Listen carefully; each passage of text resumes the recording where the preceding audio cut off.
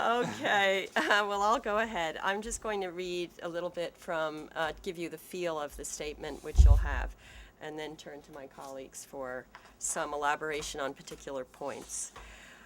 So the key message we want to convey here, or I want to convey, is that in addition to the key critical issues that will come up anyway at the G20, financial regulation, exit strategies, trade, of course, there's the larger issue of development, which this group, which is the steering group now, apparently becoming the steering group for the global economy, should not overlook.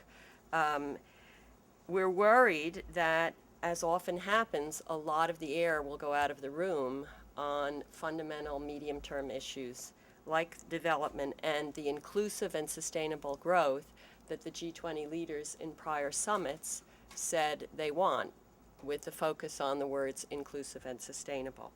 And this would be ironic because the G20 represents a partially democratized group compared to the G7 or 8. It still leaves out the 3 billion people in the poorest, likely in general, the poorest countries in the world. And it does leave out, in terms of the issues that tend to be the focal point in the headlines, it does leave out a lot of poor people, even in the G20 countries, of course. So in the past, at the G7 and G8 meetings, the leaders of the transatlantic powers and the traditional powers did tend to put some development issue on the agenda, usually around where aid monies should go and how much should go.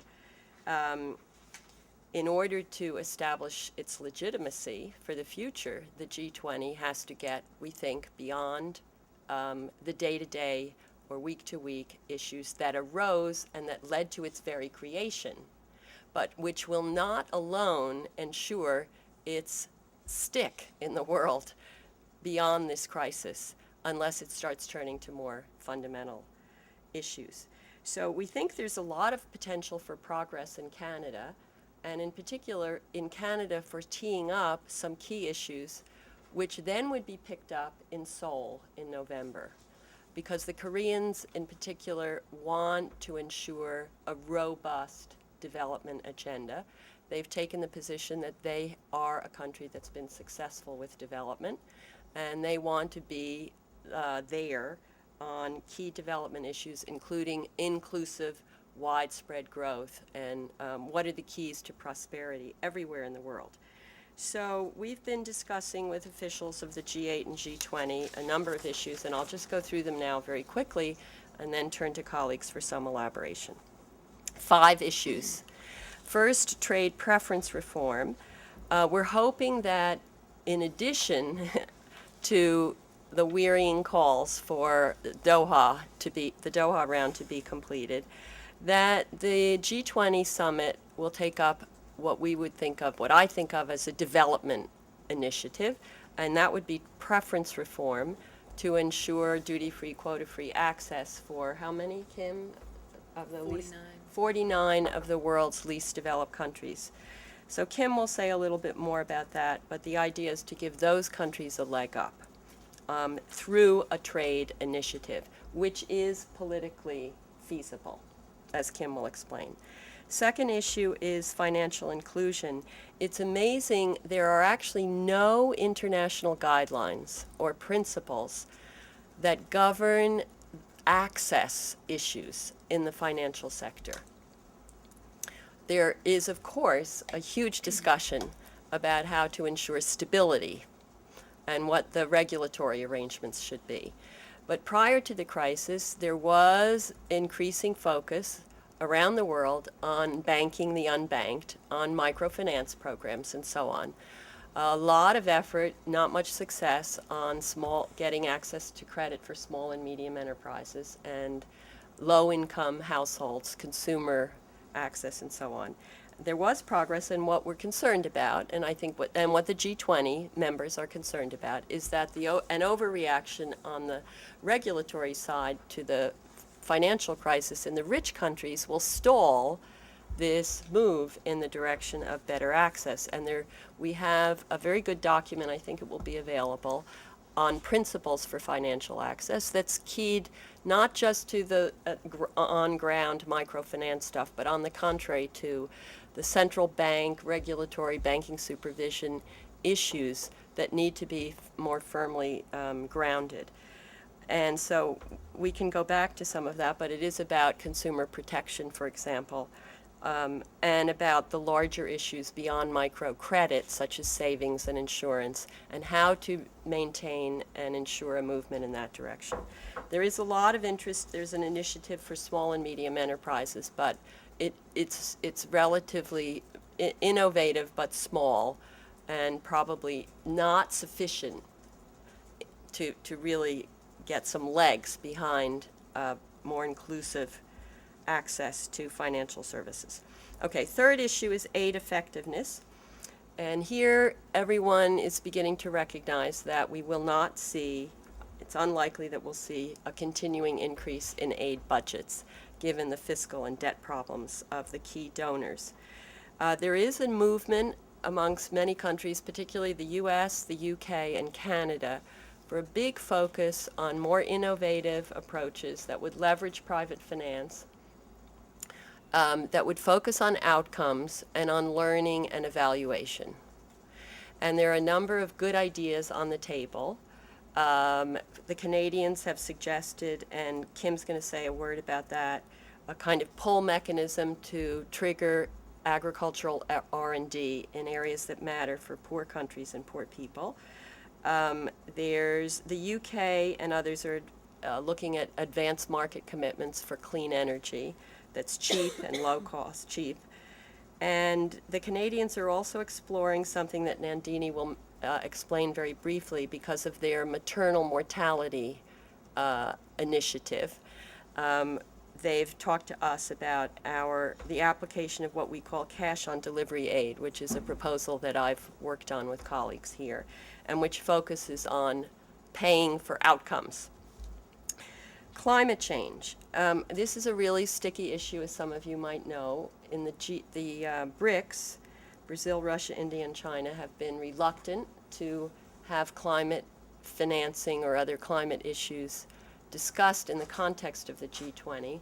They want to keep it at the United Nations. But the fact is that unless the G20 leaders find some way to talk about this issue, we're likely to see another year post-Copenhagen and the meeting in Cancun in December in Mexico still going nowhere, which is a big problem for developing countries and for some of the world's poorest and most vulnerable people. So what I'm hoping is at the least the high-income countries reiterate the commitment they have made for what is called fast start financing, at least $10 billion a year for the next 3 years for climate financing, and that the advanced developing countries, including China and India and Brazil especially, lock in and clarify the commitment they made, which was a breakthrough in Cancun and in Copenhagen and post-Copenhagen, to monitoring, verification, international verification of their emissions. Why? That puts in place the quid pro quo associated in the future with any transfers of money, that they will not be credible, and in particular the U.S. Congress would not be happy with an approach that transfers resources if there isn't something in the nature of an independent audit and verification. And finally, on strengthening the multilateral development banks, we do think it's been heartening, the sense in which at the London summit, now a little over a year ago, the G20 called on not only the IMF but the multilateral banks to ramp up their financing in response to the crisis as part of the global stimulus program. What happened is that they did it reasonably well, and they depleted their resources. They're now asking for more capital. I think the capital recapitalization increases that are now agreed are sensible. They should be reinforced. The G20 could make the point, this is a good thing, we're going to move forward at the legislative level in the member countries. That's required to actually trigger the money, put the money on the table. But the real issue is that the capital increase requested by the World Bank is actually rather small for what the bank needs to become as the only global institution. It needs to become adept at dealing with collective action problems like climate change, like this agricultural R&D, which is one of the inputs that has to happen to ensure food security in a future world where there's scarcity of water, worries about food, and so on. And Ben's going to say a little bit more about that. But what I hope is that the G20 statement reaffirms the logic of these better capitalized development banks and makes clear the World Bank's special role in provision of global public goods. Thank you, Nancy. Next, CGD Senior Fellow Kim Elliott will discuss trade and agriculture. Thank you, Ben, and thanks to all of you for being here despite the metro and other problems. So I'm just going to expand a bit on Nancy's first item on trade for poor countries, and then just briefly punctuate another thing she mentioned in passing. She mentioned, trade is one of the themes, trade and growth is one of the themes that Canadians have put out for the summit, but I think, and I've heard this from many, many officials, are just sick to death of just repeating the mantra of finish Doha next year. So they're looking for something else, and I think, and my working group thinks that preferences could be an opening for them to actually do something concrete and meaningful. The center released a working group report just this past April that contained 3 core recommendations for achieving meaningful duty-free, quota-free access for least developed countries, which is one of the Millennium Development Goals that will be reviewed this September at the UN Summit. And of course, it's also in the Hong Kong communique from the WTO meeting of ministers under the Doha round. So this is a long-standing commitment. There has been progress. We think this is a real opportunity to really to push it forward. The 3 core recommendations were: number 1, full product coverage for all of the least developed countries, making the programs more stable, preferably permanent, so that investors are willing to go in and trust that the preferential access will be there for some period. And then finally, and this is one that's in Nancy's statement, is rules of origin, which seem very dry and technical, but which are actually very important in making this access real, especially for poor countries. And we think it's an area of reform that might be achievable in the short run. Rules of origin, if you're not familiar with these arcane details, limit the degree to which imported inputs or establish a threshold for imported inputs that can be incorporated in products and still have those products be eligible for preferential treatment.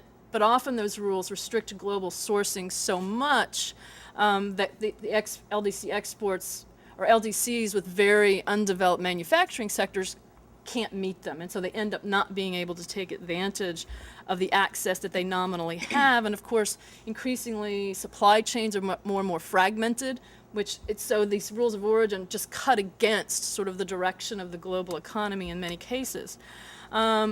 If you've maybe, Doug has been following the Haiti debate over expanding access in the wake of the earthquake, that was really all about rules of origin. Under the Caribbean Basin Preference Program, all exports of clothing have to use U.S. yarn and fabric, which of course makes those products more expensive and Haiti's exports less competitive. The EU has a similarly restrictive rule of origin for clothing that prevents Africa from taking advantage of the Everything But Arms program. And many other countries as well have these restrictive rules of origin. And since releasing the report, we've heard a great deal of interest in doing something on preferences in our recommendations from, in particular, the Canadians, who, of course, are chairing the Toronto Summit, from the Koreans, who, of course, view trade as a very important part of their development process, and so they're very interested, as well as from the Europeans, and particularly the British. But, of course, Congress has been very slow in passing legislation to reform preferences. They've recently suggested it might not be possible to do this year. the administration has been unwilling to get out ahead of Congress at all on trade policy, and so that's kind of been a stumbling block, and so that's why we've come around to focusing on the rules of origin piece. The U.S. African Growth and Opportunity Act has a pretty liberal rule of origin for clothing, and African clothing exports to the U.S. increased substantially after AGOA was put in place and the rules of origin were liberalized. Congress did also finally pass liberalized rules of origin to expand Haiti's exports to the United States. So we think that this is something, whereas the full product coverage, which we'd ultimately like to see for all LDCs, seems to be sort of down the road as something the U.S. can agree to. They have AGOA and partially the Haiti Hope and Help Acts as kind of models. So maybe they could sign on to some reform of rules of origin, and it would be helpful in getting the Europeans to improve the everything but arms, and the Asians, the Japanese and Koreans, as well as, and we also in our report did pay attention to and have a recommendation for the emerging markets. Brazil, China, and India, and Turkey all have partial duty-free, quota-free programs for LDCs, but most of them have problematic rules of origin. And so we've also recommended that they, over a longer period of time, adopt these core recommendations. We think Canada is interested in this because they have another kind of a model, a very good rule of origin that's trade promoting rather than restricting. And again, the Koreans are interested in trade as a tool of development, so they've also expressed interest. So we're hopeful that at least this piece of it could be on the agenda as a first step towards expanding access. The Brazilians also have The made Brazilian, some commitments for the future, or right. this is a little bit of a movement.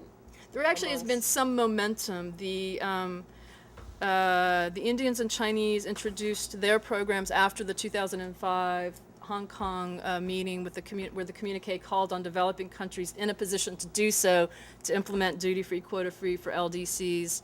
The Chinese initially had a very restricted program. They expanded that substantially last fall, and then in December at the WTO ministerial, Foreign Minister Amorim announced that Brazil would be, initially Brazil's position had been like the U.S., that they would only do this in the context of completing the Doha round. Brazil has now moved off that and said, starting hopefully by the end of this year, they will provide duty-free for something like 80% of LDC exports, but importantly, moving to 100% over 4 years, which would be better than any of the other emerging market programs and many of the rich country programs. So there is some momentum behind this. That's why we think that it is something that's politically feasible. And then just one sort of footnote on the innovative financing for agriculture. This is something, again, that the Canadians are very interested in. The idea is to use these pull mechanisms to something like the advanced market commitment for vaccines to try and engage the private sector. Right now, the private sector, only about 2% of developing country R&D in agriculture is private sector. So that's the idea. It seems to fit very well with the emphasis on research, innovation, and the private sector in the new U.S. Food Security Initiative. So I think this is another thing to look for as possibly being on the agenda. And on that one, I can cover it more in Q&A. So. Just one more thing on Whoops. the rules of origin and trade issue. That what I see is something that's ripe fruit for the G20. And the challenge actually is to ensure that the U.S. is not the laggard. That the worry in the U.S. administration about Congress's reaction holds back the U.S., which undermines what otherwise is some healthy momentum in the right direction. This would be really unfortunate because at the UN summit in September on the Millennium Development Goals, this could be something that the U.S., in the context of the G20, brings as an important contribution because, of course, the U.S. market is absolutely fundamental for these least developed countries, even though they represent maybe all of the imports from those countries now might represent 1 or 2% of. Non-oil exports. So it's not a threat Half to- a percent of U.S. total imports. Yeah, it's not a threat to jobs here. It's just about the kind of sclerotic state we're in on a trade agenda. So we want it to be a development initiative. Great. Next, Nandini Uman, a senior program associate and the director of CGD's HIV/AIDS Monitor, is going to discuss how aid commitments for global health could be more effective. Great, thanks, Ben. So, maternal and child health, as you know, is climbing the health policy and development agenda rapidly, with a big conference being kicked off in DC on Monday called Women Deliver, where I believe several ministers of finance are going to attend in addition to ministers of health. So, just that as a frame to say that the Canadian press has also reported that Canada is willing to channel up to $1 billion in development assistance towards maternal and child health, and provided, of course, that other countries cough up equal amounts or similar amounts. So this follows Stephen Harper's announcement in January that Canada really wants to make maternal and child health its signature initiative. Other countries, the US is already on board. Obama announced maternal and child health as key components of his global health initiative, which actually calls for about an increase in global health funding to a total level of $63 billion, of which 12 will be allocated or would intended to be allocated towards maternal and child health, family planning, and neglected tropical diseases. So, of course, Over 5 years. over 5 years. No, over 6 years, actually, to be correct. Yeah. So this is, of course, a good thing. I mean, more money is always great, but and particularly because we know that up to as many as 500,000 women are dying needlessly every year from preventable causes that are related to pregnancy and childbirth. And so, as we look towards the MDGs and achieving these goals, we see that many countries have made very little progress in achieving those targets that are supposed to be 75% reduction of their 1990 levels. So clearly, there's a need for donors to put in money to address this intractable global challenge. But I think we are concerned at CGD, and certainly I am, that this aid is used effectively, because it's great to have the money, but how do we actually make sure that it works? There are new ways of delivering aid, and certainly CGD's, I think, on the forefront of suggesting many new ideas. Nancy and other colleagues have proposed cash on delivery aid, or COD aid idea, which is a results-based, country-driven approach to development assistance. And in this case, it would allow donors, for example, to pay for measures of progress towards a shared goal, in this case, obviously, safer pregnancy and childbirth.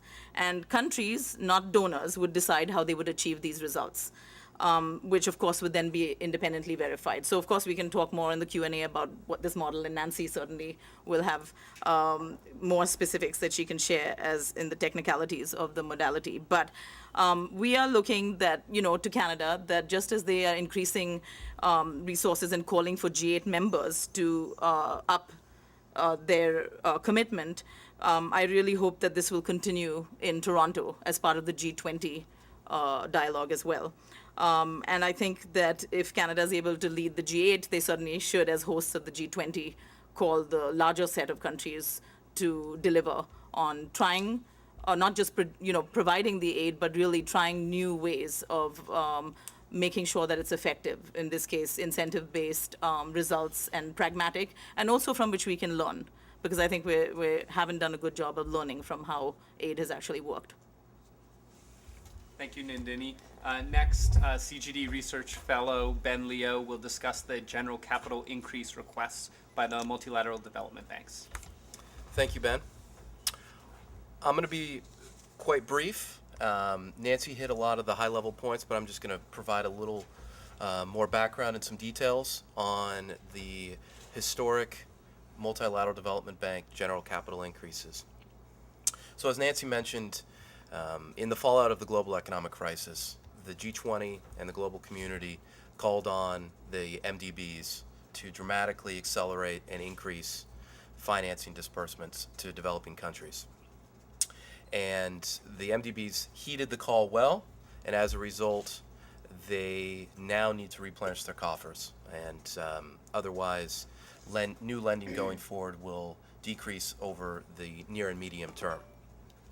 So all of the MDBs, of which there are five. So you have the World Bank, then you have the Inter-American Development Bank, Asian Development Bank, African Development Bank, the European Bank of Reconstruction and Development. I think I hit all five. And they all came for these requests at the same time. This is a landmark occasion, a very historic opportunity. The last time that all of the MDBs came requesting capital increases at the same time was 1970. The shareholders of these institutions have agreed the capital increases. It's for all of them combined, it's about $345 billion. They range in size in terms of the increase of the capital base. A couple of the regional development banks, the Asian Bank and the African Development Bank, have a 200% increase, and as Nancy mentioned, the World Bank is actually the smallest in relative terms with a 30% increase.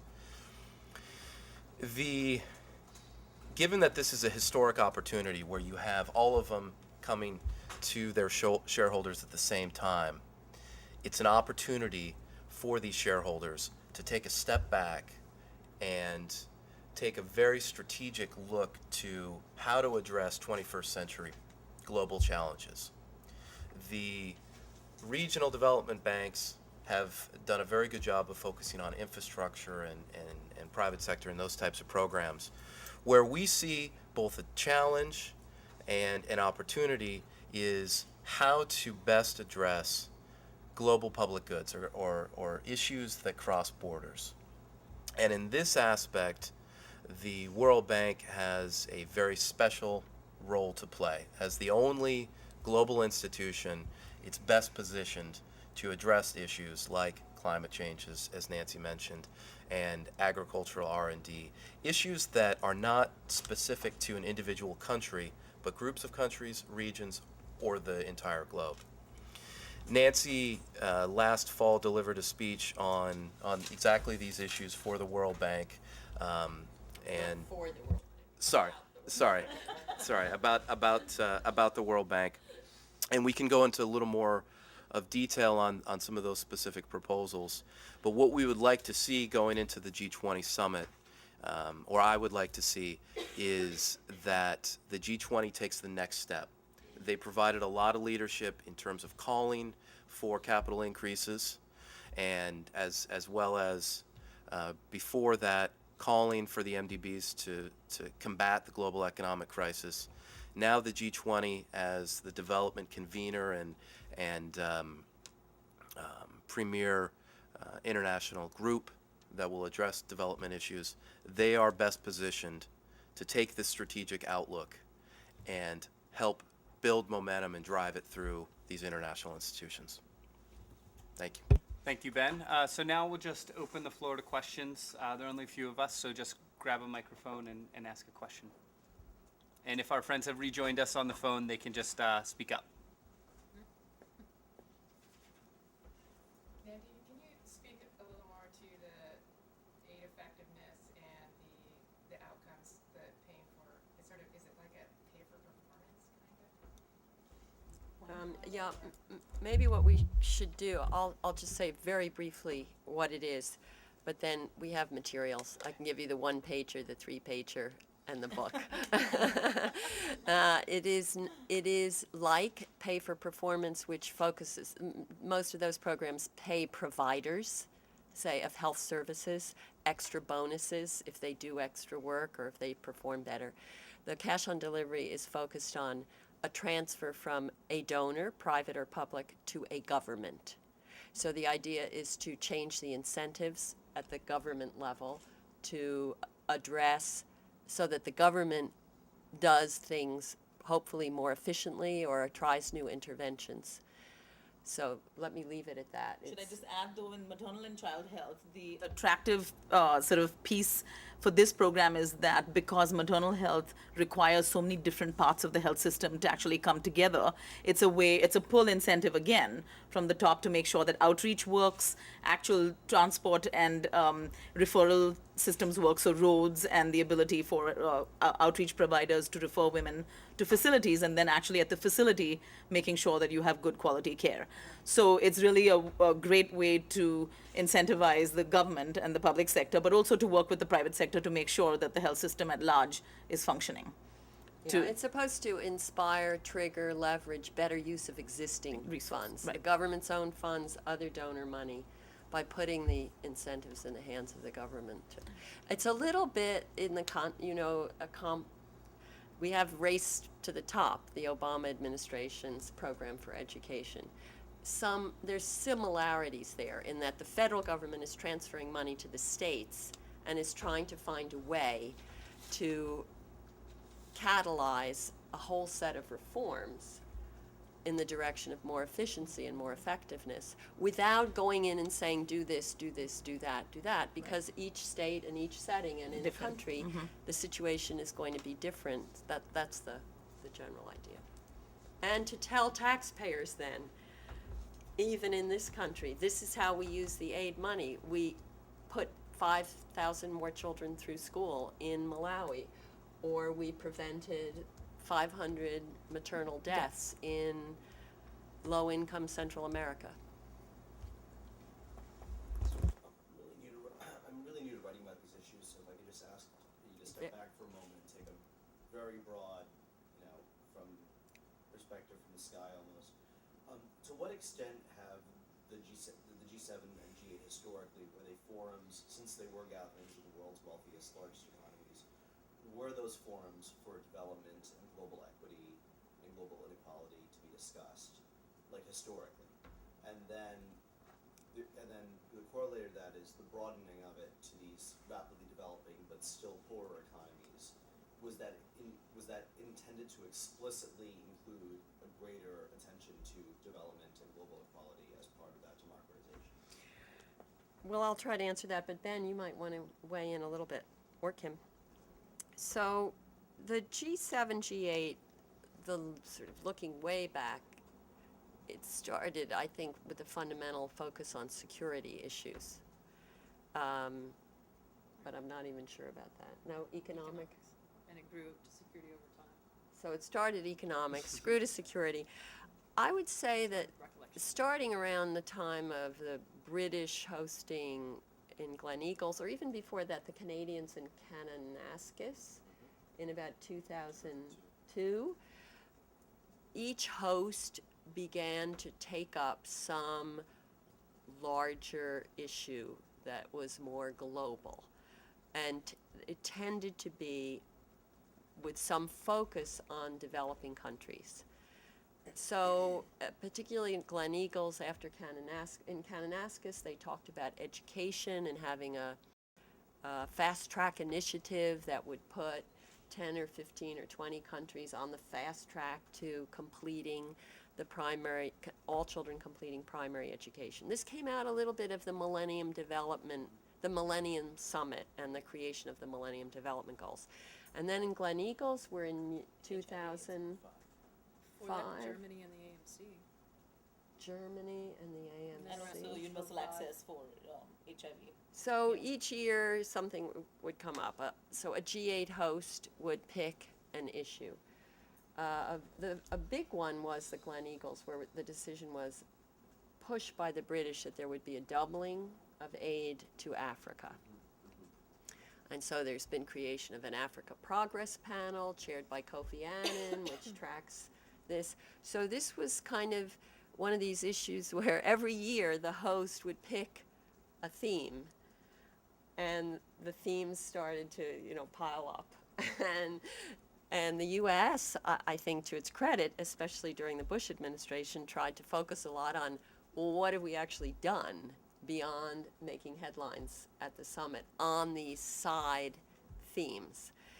I think to some extent it's a concern that mostly it was about aid and money and not about how do we do less harm with the way our trade operations go along. What about immigration issues? So it was pretty much focused on aid. Now, the Canadians chose, in line with that approach, maternal and child health, with a special focus on maternal mortality, which is the Millennium Development Goal, where there's been really very little progress.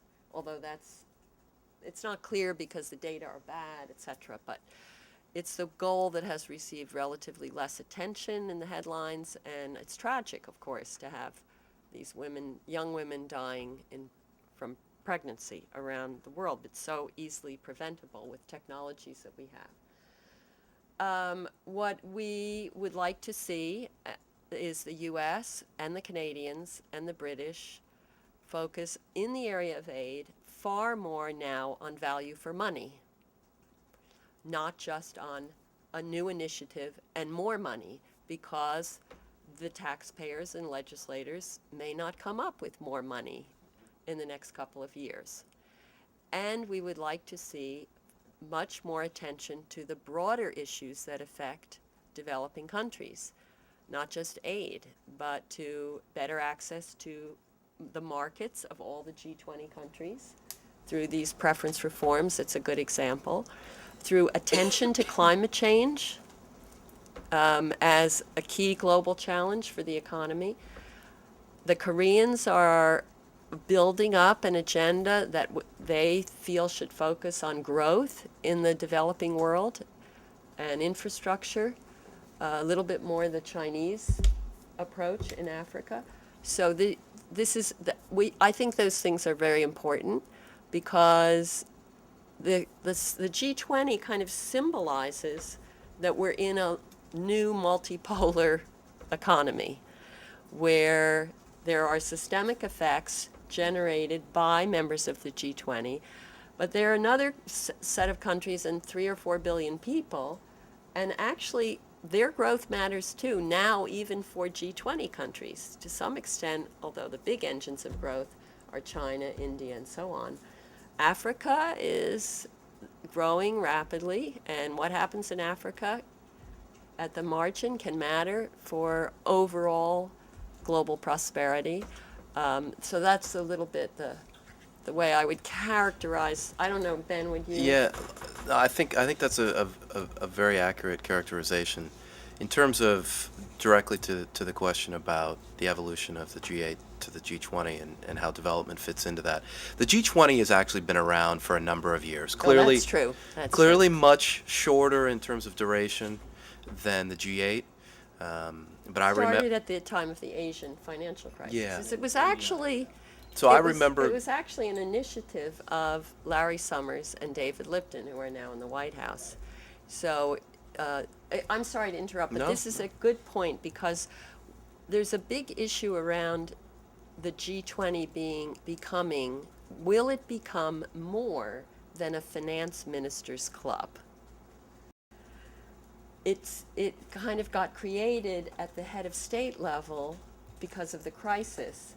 So it has focused naturally on the financial issues, which were its natural setting when it was a finance ministers club.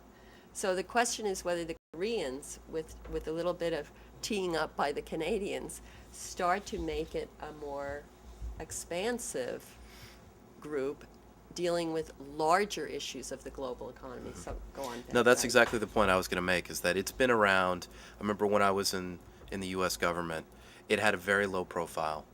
And at that time, frankly, the issues were not terribly unique. We're having a boom. Yeah, Everybody was happy. that's right. So it wasn't unique to the G20. Most of the big picture issues were being dealt with at the G8, and as Nancy mentioned, which I totally agree with, it became less and less representative and appropriate to keep them there. So the G20 resurged after the global economic crisis and took the reins of how to combat the economic fallout. But at the same time, they also took the reins of development issues, and they claimed ownership for them. So this is the theme that we're hitting here is, if they want to keep momentum and they want to keep the G20 at the forefront of international discussions and influence, then they need to keep taking additional steps. Otherwise, there's a challenge that, at least on some of these other issues that are not crisis related, that the G20 will reduce in its profile over the near term, like we saw after the Asian financial crisis, before this last global economic crisis. the steering group for the global economy going forward. If and when the crisis recedes that led to its creation at the head of state level, that's not obvious. There are a lot of questions about why this group of 20 Well, countries. I mean, this is sort of a little bit off subject too, but how does all this architecture fit together? If you've got the World Bank and IMF and the UN, and so, I mean, are you That's just adding okay. another No. fractured layer to all of that already fractured? No, because the G20 is best thought of as a kind of club where the heads of state, backed by now the finance ministers, but maybe by other ministers in the future, if they embrace broader issues of the global economy. But it's kind of a club that is because they control, in one sense or another, 80% of the world economy, they, in a sense, send signals to the IMF and to the banks, and less to the UN, because the UN has members, all the members. But the fact is that the Secretary General of the UN is always going to sit at the head of state meetings of the G20, with the idea that he is representing the other 100+ countries. And the heads of the World Bank and the IMF sit there, but in a sense, they're the implementers of policies and strategies and vision that we all hope, the heads of state talk about. So that, in that sense, the G20 is the successor to the G8, which was the informal steering group, generating a lot of resentment. The informal steering group for the IMF and the World Bank, that generated a lot of resentment in the last 20 or 30 years from countries that weren't in the G8. So the BRICS, the Brazil, Russia, India, China, they've now arrived, and now they're part of this steering group. That's the big change. That's what I call the partial democratization. Sorry. Oh, well, thank you. I guess I just have questions about the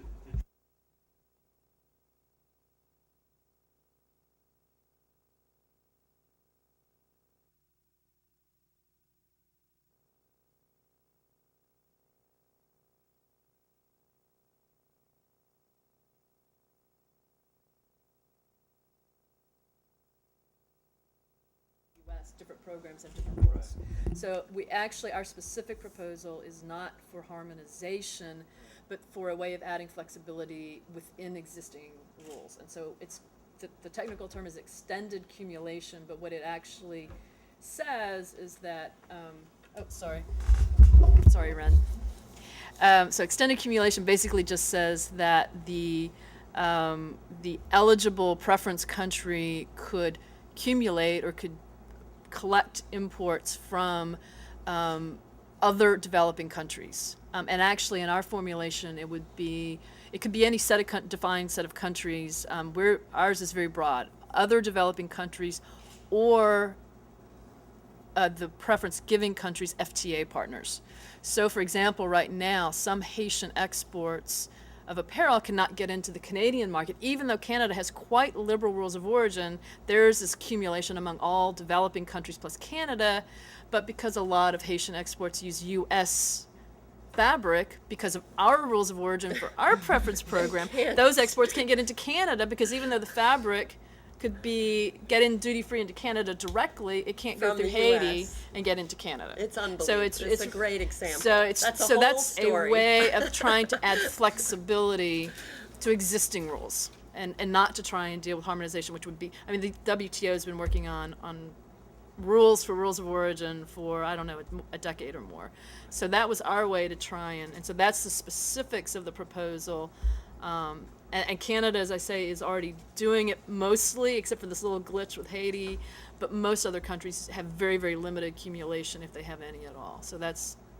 But it's still something that would require Congress to approve a change. Well, in the U.S. case, right now, it probably wouldn't require congressional action because, I mean, what Congress needs to do is address the product and country coverage. The fact that, because under AGOA, you have this rule for apparel that is basically cut and sew, and they can import the fabric and the other inputs from anywhere in the world.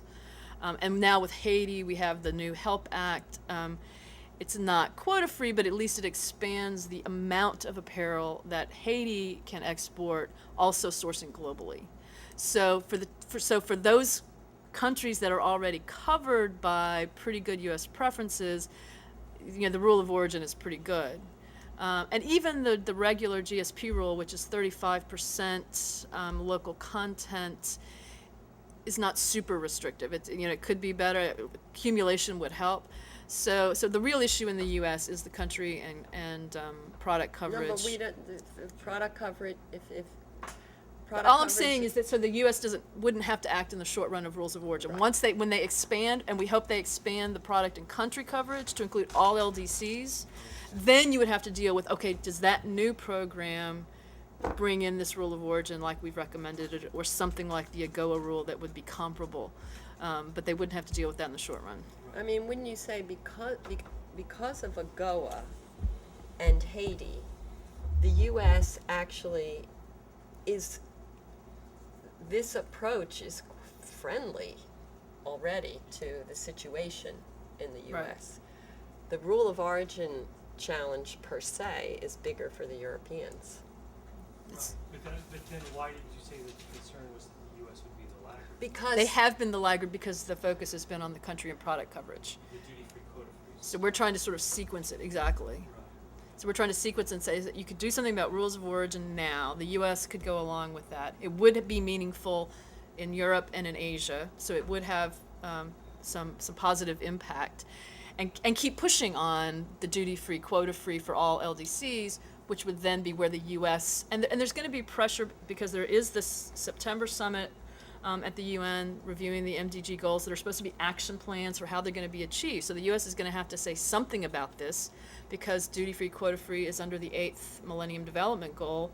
And then there's already a lot of meeting and brainstorming and talking about what's going to be the action plan for, every 10 years there's an LDC summit at the UN. And that's coming up again next year in Istanbul. And so again, there's going to be a lot of pressure on the U.S. to do something.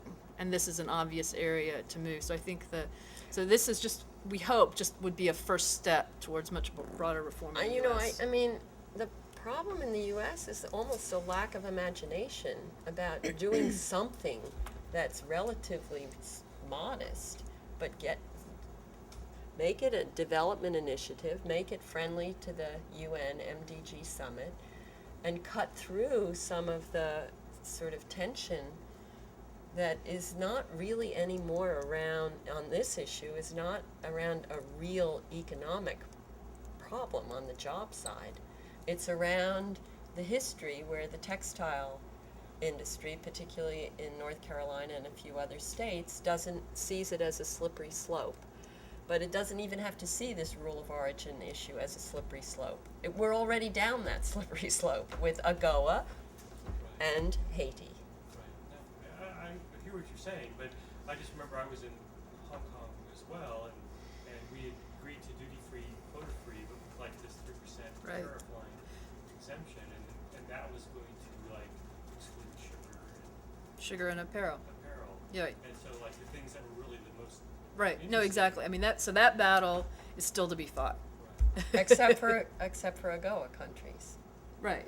on apparel. It's still to be Right, but fought they're for worried the about other Bangladesh, LDCs. Cambodia, Right. all these superpowers from the textile industry. Right? It's kind of- and then I don't want to, just in terms of Doha, so people are just like, they can't even think about it anymore. They're just like, oh, no, I don't want to talk about Doha again. I mean, I don't want to be right about it. I know. I mean, the truth, but I mean, they're just like throwing up their hands and saying, Well, I suspect there will be something about Doha in the communique. I don't think they can leave it out, but it's just that there's nothing new in terms of how do we actually move it forward? How do we actually bring this to completion? And I'm not sure what's going to be the trigger for that. I don't see it out there, and I think there is a lot of just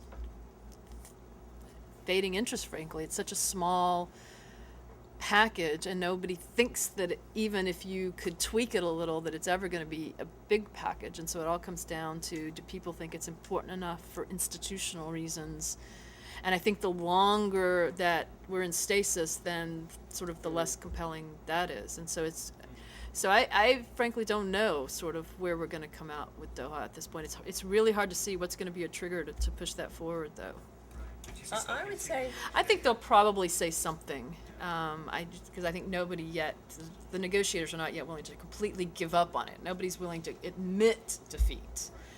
But I think, but I think they're looking for something else, because that is, everybody knows, sort of expects that it's the usual thing. Nobody's going to pay attention. So if one of the themes is about growth and trade, it seems to me you have to come up with something more than that. Either a real concrete thing to move Doha forward or something else. And this is one something else. So teach Nancy, the why world don't- about rules of origin. I do think it's worth saying about the G20 that the contribution of the G20 meetings up to now has been to minimize the negative surge that was potentially there of protectionism. And that, I'm sure, they will repeat. Certainly, yeah. And you just, I guess my last question, I mean, Nancy, you said that potentially G20 is going to go forward and be the steering committee for the world, but in addition to finance ministers meeting, maybe other ministers meeting, I mean, like trade ministers, because I don't think trade ministers have even been involved in this discussion. Yeah, labor ministers in a post or pre-post crisis setup where the G20, the summit leaders, the heads of state, are naturally going to be talking about jobs and job creation. That's going to. There was a meeting. There have been informal meetings of the labor ministers. I would think Excellent. going forward that there might be themes each year where other ministers become engaged, because the global economy is about more than the financial sector in a narrow sense, and certainly more than about the macroeconomic issues that they're fundamental, absolutely, but there are larger issues at the global level. Climate change is an obvious one, risk of pandemics, the drug trafficking, criminality across borders, immigration issues, which they're going to be increasingly important from other work here. We know that in Europe especially, as well as here. So And when the Doha round was active, I mean, the trade ministers often did meet on the side of summits to try and tee up something that the leaders could announce. Never worked with Doha, but I mean, they did often, were meeting sort of on the side. Right. It doesn't seem like, APAC, there's a trade ministers meeting this week. Yeah, but APIC is trade Japan. focused. Right. But it's like there's an institutional structure. Right, that yeah, is that's in charge of the meeting. And there's like the institutional structure for the finance ministers currently lead under the G20. At least it seems to me. No, I think But there's that's, nothing yeah. like that for trade. For trade to cut, yeah, that's true. it's true. It's interesting. So we're a little bit over time, but if there's one more question, I think that you guys have a moment to take it. This is a little bit off of what I cover on the trade, but how has the crisis affected the momentum that was building for microfinance? Do you have a sense of that? We don't have our David. We have a colleague who has a book coming out. I think there's a little bit of evidence that there are more problems that microfinance institutions on the arrears side, that in some places, As a result of the crisis? presumably as a result of the recession and the lowering of growth. So, but let's say you may want to just have a word with David Rudman. We can give you his name, because he's finishing a book on this issue. And there's some evidence that in countries where we're getting close to saturation of the market with microfinance, that people do borrow from different microfinance institutions. And that creates some risk, yes, or they're borrowing to repay in a Ponzi kind of way. And so to the extent that that was happening during the boom, and then you have a reduction in economic activity and in income, then people can get in trouble. So this is one of the issues in this principles document that I referred to, is there's very little at the international level guidelines. There's no sense of norms around increasing access. We've had this experience in the U.S. with the subprime mortgage crisis. The position that the financiers take, and reasonably so, is there's no, my colleague Liliana takes, who did this work, is there's no necessary trade-off between stability and access. It's a matter of having the right regulatory and supervisory arrangements, and that's true for as true for microfinance as it is for other kinds of financial services to other groups. Well, thank you. Let's conclude now. If you have any follow-up questions, you can contact me or contact our experts directly, and please feel free to help yourself to some publications on your way out. Thanks. Thank you.